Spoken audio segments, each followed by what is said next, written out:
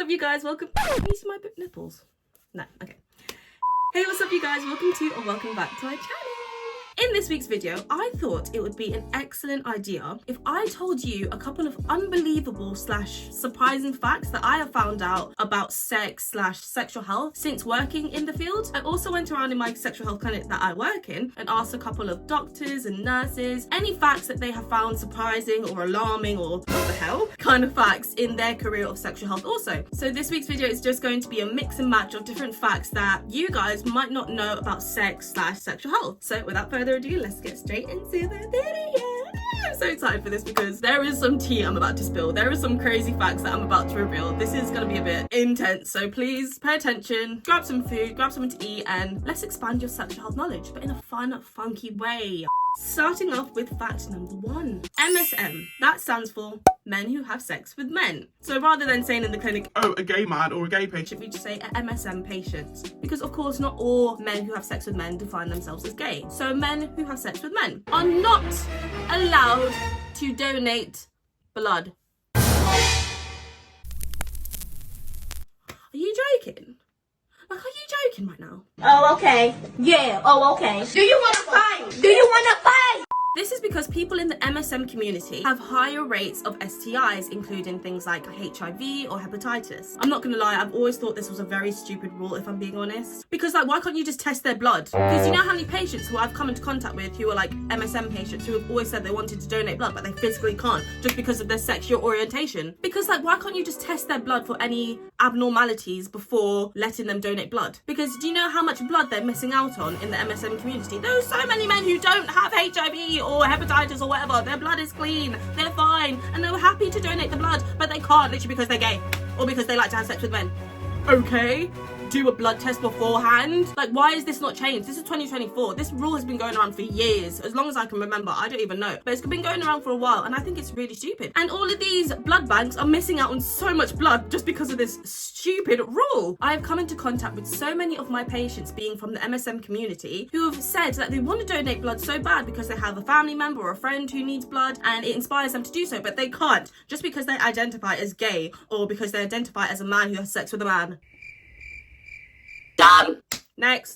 So the next fact is the female discharge is so strong that it can literally change the colour of their knickers. This is because a female's discharge is naturally acidic. So it almost acts as some sort of bleach / lightener detergent within the inner lining of the knickers only. The human body is incredible. The things that it can do is just incredible. Moving on to the next fact. You can, in fact, get chlamydia and gonorrhea in your eyeballs. That's right. That's right. Long story short, do not let anybody jizz by your face. But you know what? I'm going to be honest. I do love a facial. So, digital footprint, Shaz. Digital footprint. Digital footprint. And if you also like a good old facial, good old face mask, just please make sure that you seal those eyes tight. If you know that they're aiming for the face, just seal your eyeballs tight. Just seal them shut, just like your life depends on it, if you want to avoid this from happening. Sometimes people can also catch it through childbirth. So really quickly, say for example, if the mother had chlamydia and she was pregnant and had no idea, and then she gave birth to the baby through her vagina, more than likely that baby can catch the chlamydia or gonorrhea through her eyeballs, or the baby or his or her eyeballs. I cannot see, I'm legally blind. Anyways, next fact. Men can ejaculate up to 30 miles an hour. Ew, I'm joking. I believe that the fastest recorded though was up to 40 miles an hour, which is pretty insane. Why are you coming fast? But this fact was from a fellow employee, so please make sure to fact check this. I have fact checked the 30 miles an hour. I can confirm that that's true. Not sure about the 40 miles an hour world record, like you'll have to look into that, but you guys can do that. That's too long for me. With further research, I can confirm on average men can ejaculate up to 28 miles an hour. Damn. Now, you see, this makes a lot of sense to me now because one time I got it in my eye and honestly, I felt like I literally got shot in my eyeball. Like a bullet actually went into my eyeball. It was literally even hurting the next morning when I woke up. My eyeball was actually like red and it was hurting and it was actually horrible and I wouldn't wish that pain on my worst enemy. Yes, I would. Yes, I would. I'm just kidding, no, I wouldn't. It actually was really, really freaking painful. Anywho, next fact. Many people till this day think that the pull-out method is a form of actual contraception. Oh my gosh. A method of contraception is a way that protects you from being pregnant. So for example, a condom, a coil, an implant, the pill. Those are forms of contraception. Those are actual forms of contraception. The pull-ups method is not. It is not a form of contraception. Sorry, I got triggered. It's because we deal with patients on a very regular basis who actually come in, who ask them, So, what is your form of contraception? Oh, we'll just pull out. they actually use that as an actual answer to our question. Wow. And this is why I do this channel, people. This is why I'm here to educate you guys. Did you know that you can get pregnant just from pre-ejaculation, which happens very often when you're having intercourse? The guy will pre-ejaculate inside of you. You won't feel it because it's only like a little dribble, but that pre-ejaculation has sperm in it, active sperm still, that can get you very much pregnant. Hence why the pull-out method is not a form of contraception. You can still get pregnant even if you're pulling out. Even if he's not completing himself inside of you, you can still get pregnant from it. The pull-out method is honestly like a game of Russian roulette. Please, if you are a male, just use a freaking condom. And if you are a woman and you don't want to get pregnant anytime soon, you got the pill, you got the implant, you got the coil, you've got the injection. You've got so many different alternatives compared to men to just not have a baby. But please let this be a reminder, you can still catch an STI even if you are on a form of contraception. The only thing that can protect you from an STI are condoms. Thank you. Next fact. You can in fact catch an STI without having sex. You're probably thinking like, what's the point of it being called an STI, like sexually transmitted infection, when you can still catch it even non-sexually? Like, So this can be from many different factors, believe it or not. So for example, say if a drug user is sharing needles with another person and that other person happens to have a bloodborne virus like HIV, boom shakalaka, you've shared that same needle with that same person, you have now caught HIV and you guys didn't have sex. Or even having skin-to-skin contact with someone who has an active outbreak of syphilis. So an example of this could be kissing someone on the lips who happens to have an active cold sore, which is classed as oral herpes. And there are just so many other ways, but I won't bore you with the details. But if you would like to know any other ways that you can catch an STI without actually having sex, head on over to my sex ed series and you'll find out all the information you need to over there. When condoms are being tested, they can stretch up to 5 feet long. I do not have enough arm space to show you that. And can hold up to 40 litres of water. 40 litres. This fact in itself just proves that condoms are a very reliable and durable form of contraception and a prevention from catching STIs. But of course, there is always that 0.01% chance that things don't go the way you want them to with condoms. Nowadays, it's honestly very uncommon for condoms to rip or tear during intercourse. So if you somehow manage to still get pregnant whilst using a condom, or you've managed to get someone pregnant whilst you're wearing a condom, either A, someone's put a hole in that mother fluffer, or B, it either slipped off during intercourse. Slim chance, but it can still happen. Speaking of this fact, it actually just reminded me of a patient that I came across in the clinic once. We were literally just doing a regular sexual health screening for this girl, just a regular sexual health checkup for this young lady. We found a large piece of a condom right next to her cervix. She had no idea.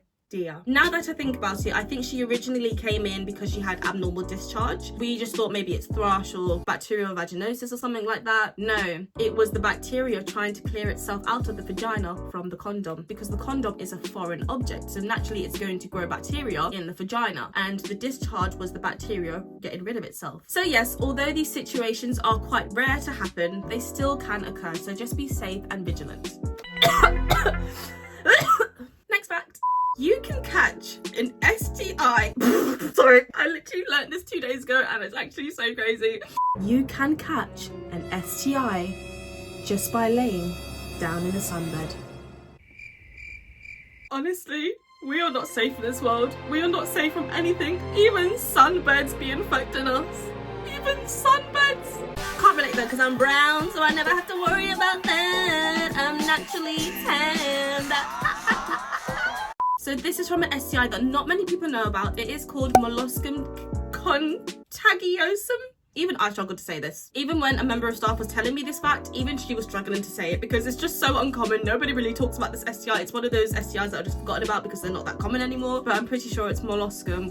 We're just going to call it Molluscum. But this is an STI that can be spread by skin-to-skin contact alone. Very similar to herpes. Therefore, you can catch it from things such as sunbeds. I have never been happier to be proud. Oh my God, I love my beautiful melanin, honestly. And moving on to the final fact. Pubic lice, commonly known as crabs, sorry, I don't know, can live in your eyebrows, Now you're probably thinking, how on earth do they end up there? How did they get to my eyebrows from the pubic area? How did they get from there to there? Huh? You're probably thinking, what the frick? Let's just say, when you're giving somebody head, oral sex, oral pleasure, they can unfortunately make it to your eyebrows. So the pubic area is there, the penis is there, or vagina, and then your head goes over there, and then boom shakalaka, eyebrows, right in your brows, and your good old eyebrows. I swear at this point, nothing in this world is safe. I can't lay in a tanning bed. I can't even give head without worrying. Like, oh my gosh, guys, like seriously, you know what? Let's just all become nuns. Let's just all become nuns. That way, that's the only way we can stop infecting each other at this point. Let's just all be nuns. Oh no, we can't be nuns because even if you touch someone else, you might catch an STI. Like, ah! Breathe. Right. Okay. Also, another little fun fact for you regarding crabs. A lot of people assume because crabs, pubic lice, live in hair, so pubic hair, that if you shave the pubic hair, the crabs go. I get it. Of course, naturally, if you're shaving away its home, it's got nowhere to live because pubic lice, crabs, grab onto hair. That's how they survive and function, through hair. And a lot of people assume if you shave the hair off, they're gone. Before I started my sexual health journey, I would have thought the same thing. Don't worry. Well, honey, I've got some terrible news for you. They don't. Shaving does not get rid of pubic lice, crabs. If you think or know for sure that you have pubic lice, please make your way to a sexual health clinic or your local GP or your local emergency room. I don't know how it works overseas in America and places like that, and get yourself some pubic lice treatment because that is the only way you can get rid of pubic lice. Treatment. Right, everybody, I really hope you enjoyed this week's video. If you really like it, please give it a like and a comment so I know what you guys like. Like, you guys are so quiet. Like, please comment. Don't be shy. Don't be afraid. Just comment what you guys want to see next. Comment if you want a part 2 to this kind of video. If you like these fun, interesting facts about sex/sexual health, please let me know. Please don't forget to subscribe. Every single subscriber helps me so much. So even if you're just one subscriber, you have already helped me so much. And yes, I know that I'm doing something right when you guys subscribe to me. So if you are watching this and you are subscribed to me, from the bottom of my heart and soul, thank you so much. Anyways, you guys, I really hope you enjoyed this week's video and I will see you next week. Bye.